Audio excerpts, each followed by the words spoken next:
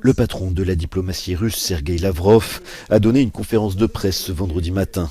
L'indéboulonnable ministre des Affaires étrangères de Vladimir Poutine continue de justifier l'offensive par un supposé génocide contre la minorité pro-russe dans l'est de l'Ukraine.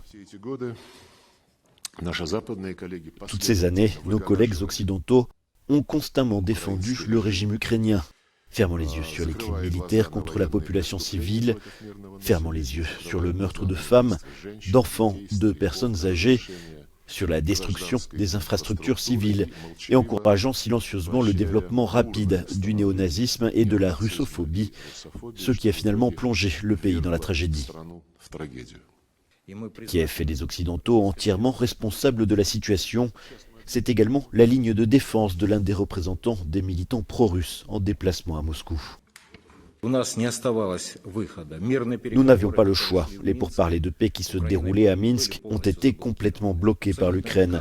Le rejet absolu de toute forme de dialogue avec nous sur le site de Minsk, le rejet absolu du respect des obligations que l'Ukraine a signées auparavant, voilà les circonstances qui ont conduit à la situation actuelle, lorsque nous nous sommes tournés vers la Fédération de Russie pour obtenir de l'aide.